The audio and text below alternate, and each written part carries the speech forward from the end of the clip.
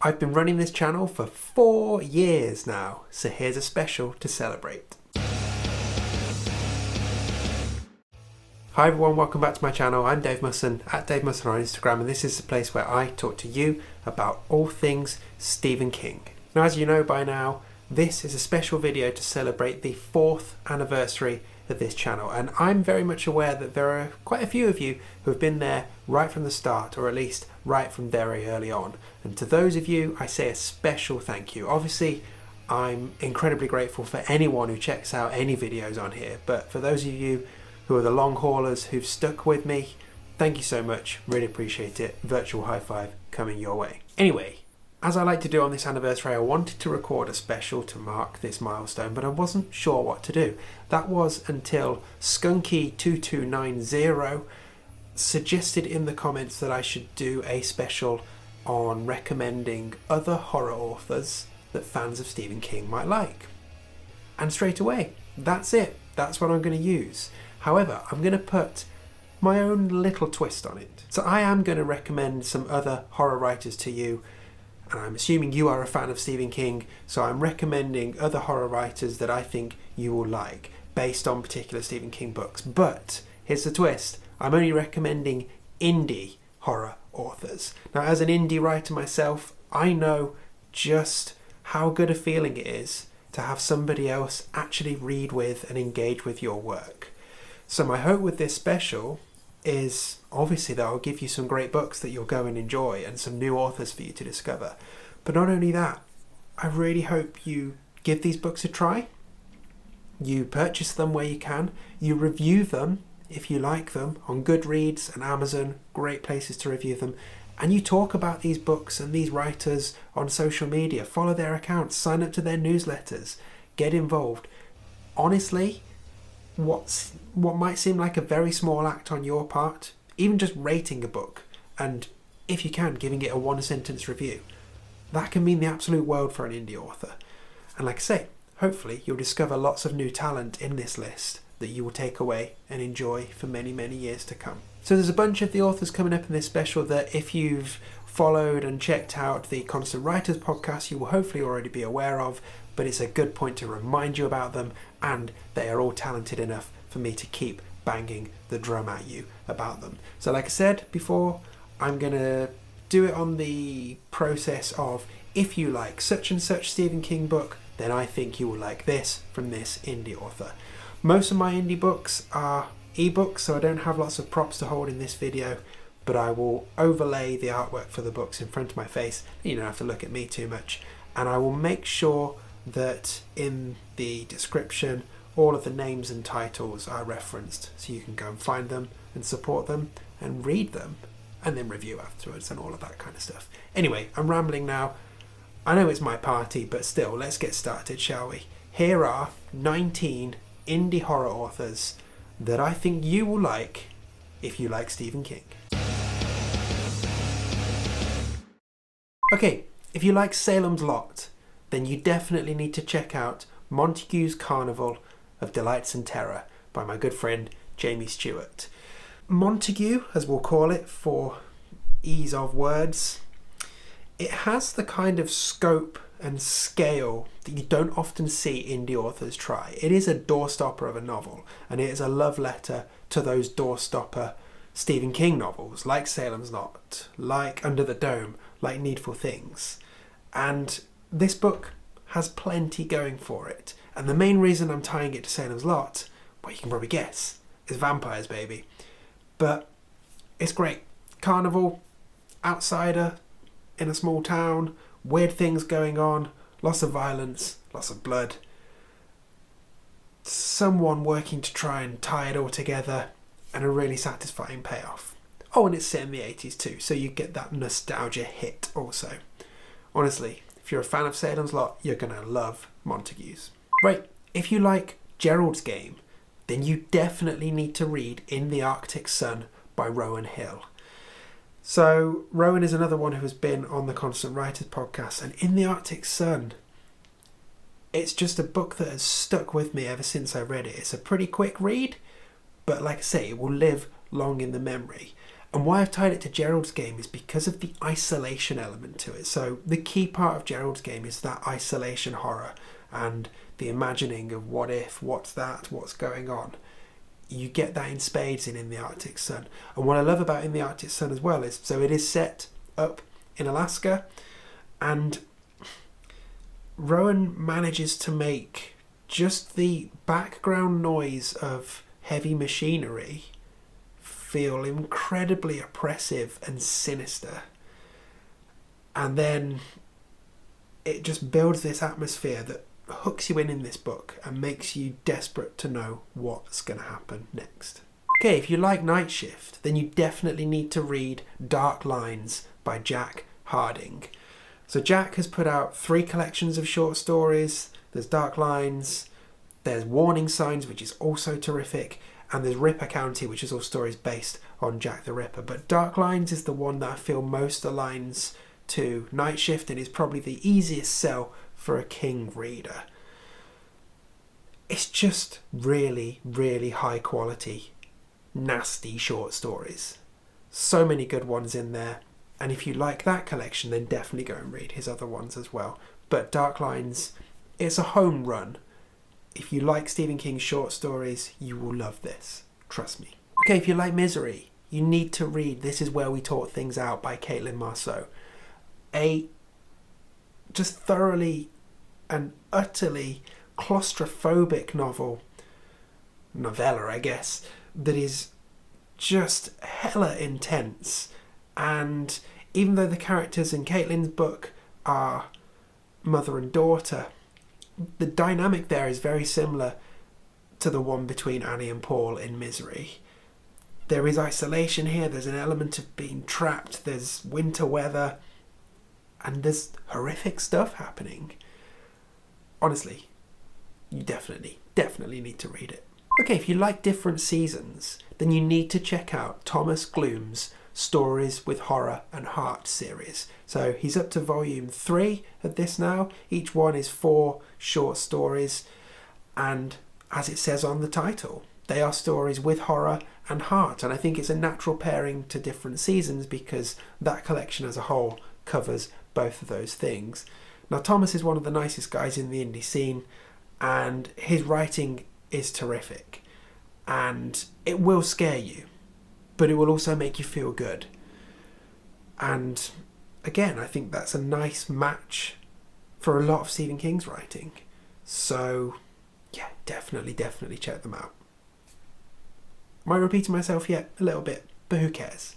Get on these books. Okay, a slightly left field recommendation here, but if you like Pet Sematary, and let's face it, who doesn't, you definitely should check out Blooms at Midnight by Olivia K. Washington.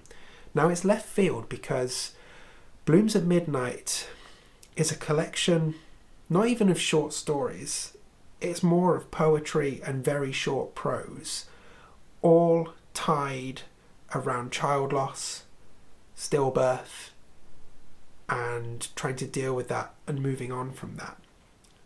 And it comes from a place of very real experience from the author, and the writing at times is just incredibly raw and powerful. There are points where you will have to put this book down and just stare into space for a few moments, but I get the sense it was a cathartic write for the author, and in some ways it's quite a cathartic read as well. And this book is only 50 pages, but it will hit you like a sledgehammer, and it is honestly the best writing I've read about grief since reading Pet Sematary. So while it's wildly different from what happens in that novel,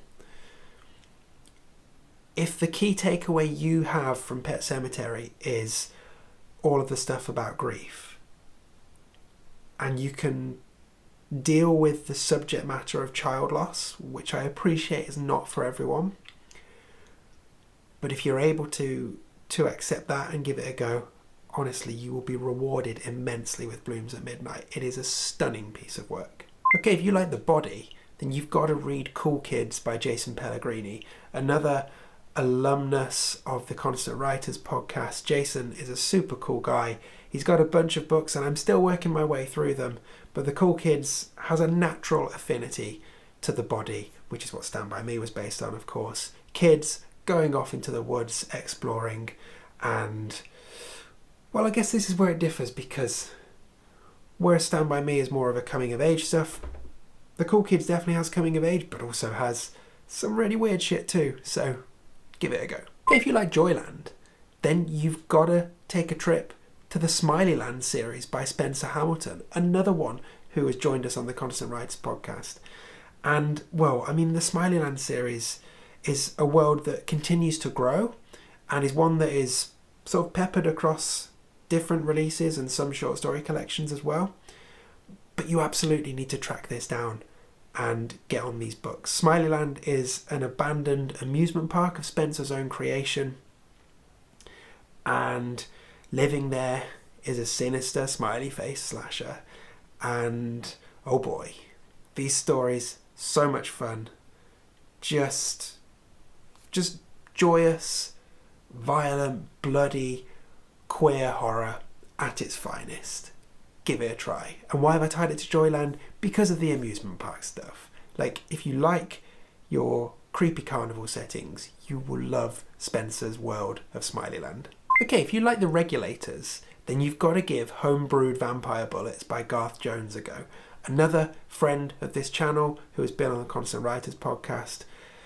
Garth, you'll probably remember, is the rather dishy, hunky Australian who talked to me about The Dark Half, I think. But honestly, I have never read anything like Brewed Vampire Bullets. He has a style of writing, a beat to his writing, a cynicism to his writing, a sarcasm, a coolness to his writing that I can never even comprehend coming close to in my own writing.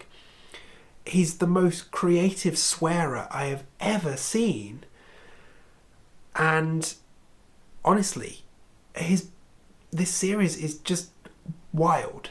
It's got rock and roll, it's got spooky stuff, it's got dodgy politicians.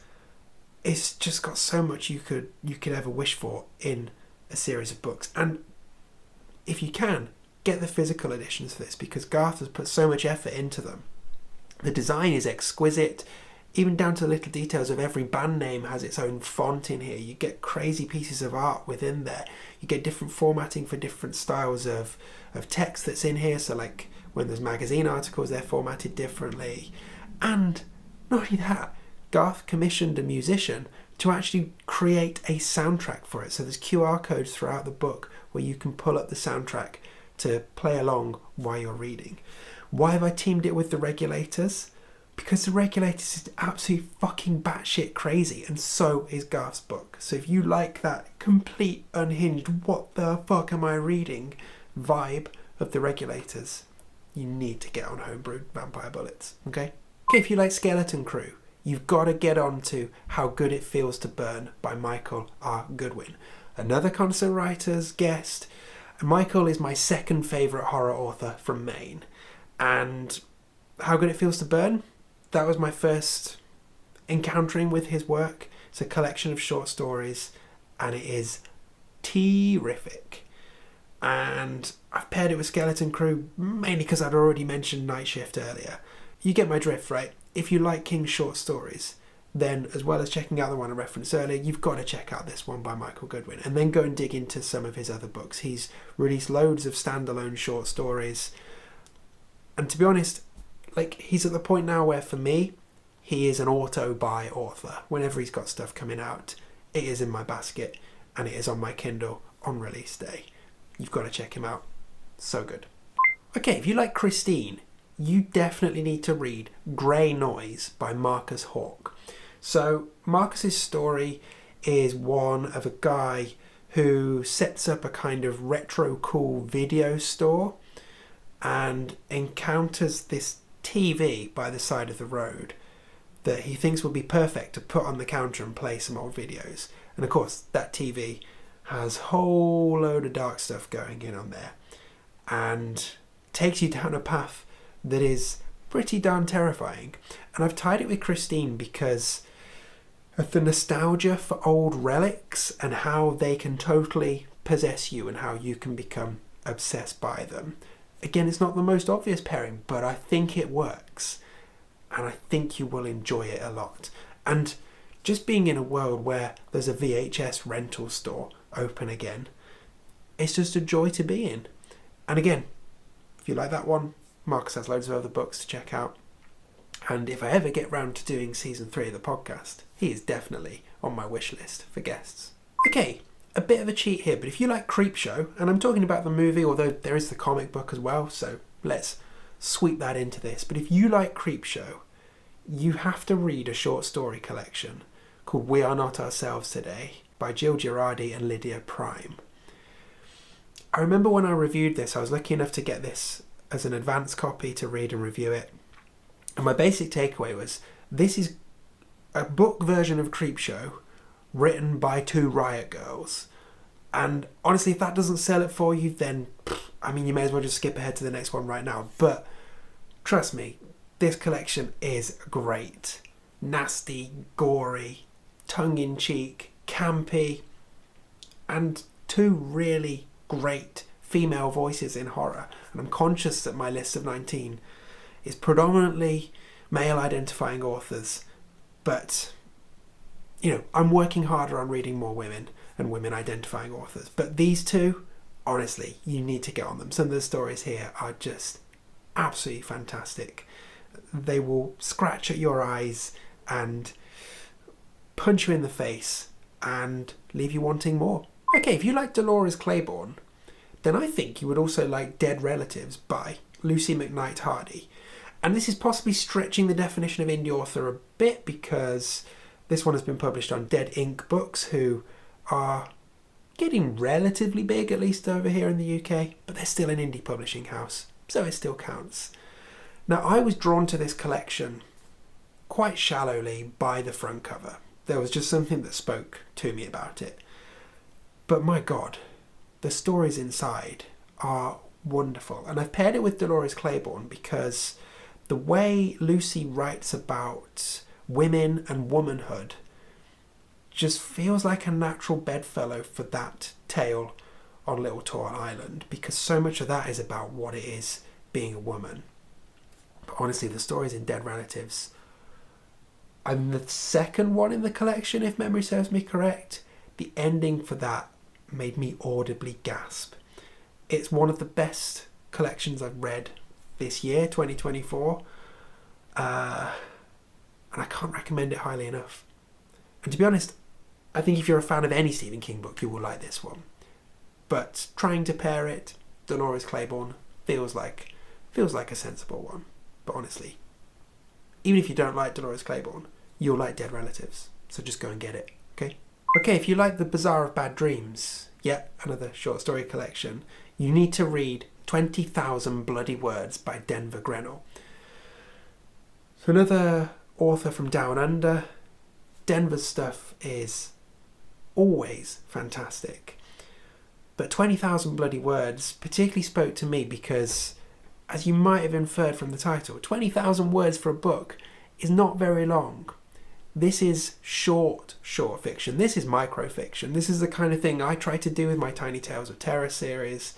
And Denver absolutely smashes it out of the park. I've paired it with Bazaar of Bad Dreams because, well, it's a story collection that I like and is consistent. That's why I didn't pair it with Nightmares and Dreamscapes. And Denver's book is wholly impressive and consistent. And I'm already hoping that he puts out a second version. But yeah, again, short stories in the indie horror community are alive and well. And the collections I've picked out in this list are definitely ones you need to check out. But yeah, get on it with Denver's stuff and then go and check out the rest of his stuff. He's a terrific writer, as they all are on this list. So if you like The Shining, and you probably do because you're a Stephen King fan, then you should read The House on Harlan by Mike Salt.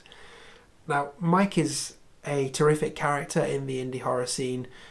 You've probably seen some of his creative self-promotional videos, but he's not just a funny guy. He is a deeply disturbing and terrifying author. And The House on Harlan was my first experience of Mike. And, well, I've paired it with The Shining because it's creepy houses, right? Nasty stuff happening. He's got a bunch of other stuff out there as well that is also worth checking out. But I just figured if we're looking to tie something, Mike had to be in the list, okay? And again, I'm still working my way through Mike's bibliography. But he needed to be in this list. I've picked this one, I've tied it with The Shining. Honestly though, you could start anywhere with Mike's Soul and you will have a lovely, terrifying time. So just get on it. Okay, now if you like on writing, or if you're just a fan of King's essays in any form, then there's another former guest of the Constant Writers podcast that you need to check out. And that's Scott Woods. Good friend of mine, Scott. He is a wonderful writer and he's a great poet as well. So I was going to say if you like Stephen King's poetry, you should check out Scott's. But Scott is an actual poet and can actually write poetry. Stephen King's poetry is hit and miss, let's say. But Scott's poetry is really good. I'm rambling now, aren't I? Honestly, any of Scott's writing is a joy for your eyes. He writes about race, he writes about art, he writes about culture, he writes about prints. He just has so much to offer through his writing. He's also got a great podcast called Race Against the Machine. And of course he does his Stephen King and the Magical Negroes lecture, which you have to check out if you haven't done so already. But yeah, Stephen King's essays are great. He is not afraid in sharing his politics and offering opinions and doing so in an articulate and thoughtful way. That's how Scott writes as well. He's a really important voice and he's one you need to be listening to. If you like The Outsider, you should give Take Your Turn, Teddy by Hailey Newlin a go. Mainly because there are really nice parallels between the two books. So The Outsider, you get this weird, nasty, scary supernatural stuff and you get a police procedural. You get that in Hailey's book as well. And I remember reading this last year and it's a fairly long read, but you're never bored. You're sucked in for the entire time. The first half is so dark and so disturbing. It's just an absolute riot of a time. And then the second half is the police procedural elements bringing in, but still really scary as well. A really impressive novel, one that just pulls it all together brilliantly and really will get under your skin.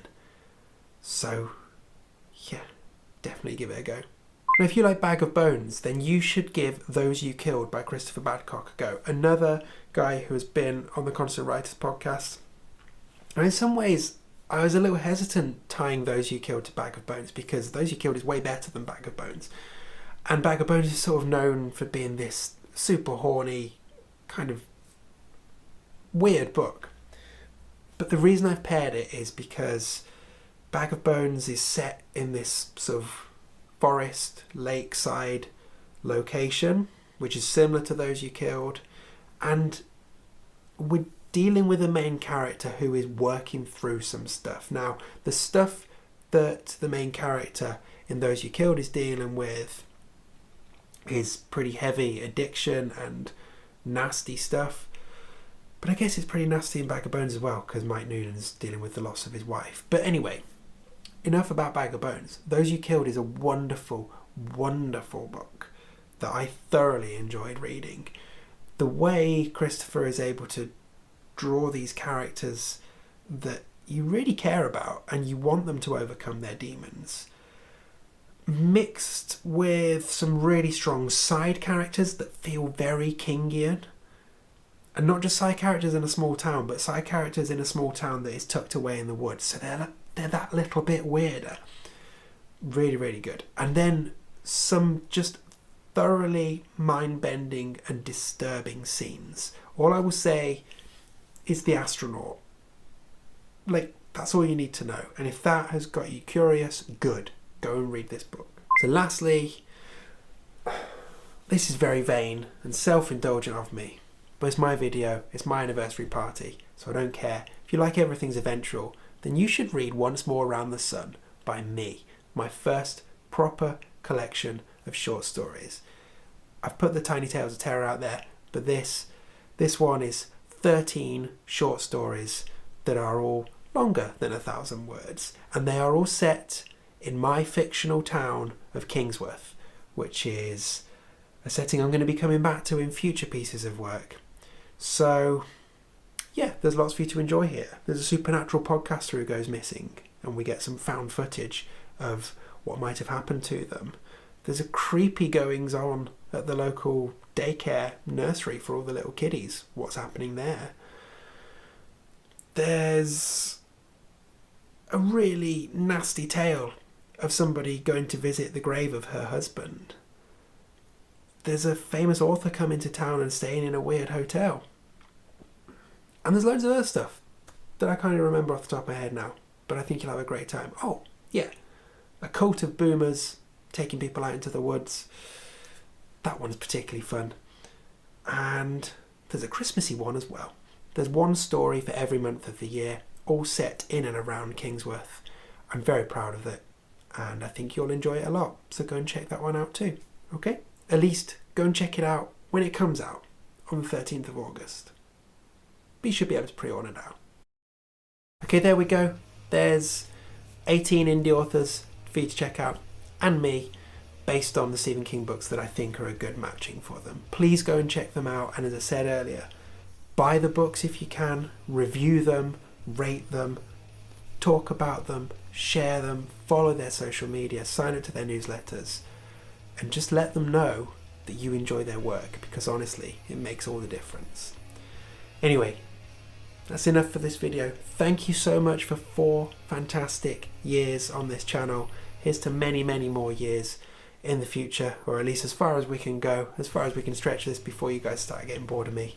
Thank you again. Much love to all of you, and I will see you very soon.